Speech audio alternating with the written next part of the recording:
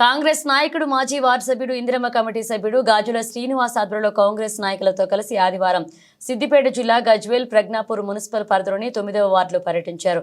ఈ కార్యక్రమంలో Gajwel market committee vice chairman Sardar Khan, Gajwel పట్టణ కాంగ్రెస్ పార్టీ ప్రధాన కార్యదర్శి నక్కా రాములుగౌడ్, గాజుల శ్రీనివాస్ పాల్గొని వారు మాట్లాడుతూ నిరుపేదలకు అండగా కాంగ్రెస్ పార్టీ నిలుస్తుందని, ఎన్నికల్లో ఇచ్చిన హామీ మేరకు 6 గ్యారంటీల దశల వారీగా నెరవేరుస్తుందని, ఇల్లు లేని నిరుపేదలకు ప్రజాపాలనలో దరఖాస్తులు పెట్టుకున్న వారికి ఇంటి నిర్మాణం కోసం 5 లక్షల రూపాయలు ప్రభుత్వం అందజేస్తుందని, ఇంటింటికి సర్వేకు వచ్చిన అధికారులకు లబ్ధిదారులకు సహకరించాలన్నారు.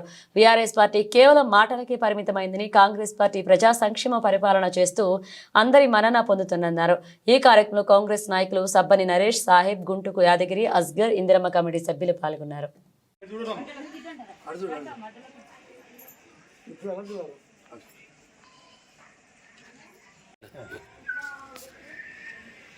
తెలంగాణ రాష్ట్రంలో కాంగ్రెస్ పార్టీ అధికారంలో వచ్చిన తర్వాత ఇల్లు లేని నిరుపేదలకు, సొంత స్థలం ఉన్న వాళ్లకు ఇల్లు కొట్టుకోవాలని అనుకునే వాళ్లకు తెలంగాణ రాష్ట్ర ప్రభుత్వం రేవంత్ రెడ్డి సర్కార్ 5 లక్షల రూపాయల రుణాన్ని ఇవ్వటానికి కంకణబద్ధులై రేపటి నుండి ప్రజాపాలనలో అప్లికేషన్ పెట్టుకున్న వాళ్ళందరికీ అందరిపైన ఇంటింటి తిరిగి అధికారులు, ఇందిరమ్మ గ్రామ కమిటీ సభ్యులు సర్వే చేయడం జరుగుతుంది.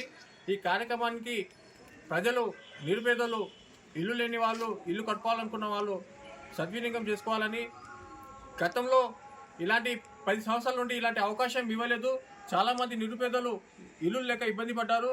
అలాంటి వారికి ఇది మంచి అవకాశంగా భావించి మీరు ఈ కార్యక్రమాన్ని సద్వినియోగం చేసుకోవాలని ఈ సందర్భంగా గజ్వేల్ మున్సిపల్ 9వ వార్డు ప్రజలకు తెలియజేయమనగా, ఇందిరమ్మ కమిటీ సర్వే రేపు 9 గంటలకు ఇల్లు లేని పేదలకు ఆఫీసర్లు వచ్చి ఎంక్వైరీ చేయడం జరుగుతుంది. రేపు పొద్దున ఇల్లు లేని వాళ్ళు, నిరుపేదలు ఎవరైనా పెట్టుకున్న వాళ్ళు, అప్లికేషన్ పెట్టుకున్న వాళ్ళు ఇంటి దగ్గర ఉండి వారికి సహకరించాలి. ఇంతకుముందుకు 9వ వార్డులో టీఆర్ఎస్ ప్రభుత్వంలో చాలా పేద ప్రజలు, ఇది గ్రామకంఠం 9వ వార్డు అంటే పాత బస్సి, ఇక్కడ చాలామంది టీఆర్ఎస్ ఆయంలో ఇల్లు కోల్పోయిన వాళ్ళు, పేద ప్రజలు చాలామంది ఉన్నారు. ఇక్కడ రోడ్డుకు బాధితులు చాలామంది, రోడ్డు కటింగ్లో పోయి చాలామంది బాధితులు ఉన్నారు. అప్పుడు టీఆర్ఎస్ ప్రభుత్వం ఒక ఇల్లు కాదు కదా, ఒక ఇటుక ఇట్లా ఇచ్చిన దాఖలాలు లేవు.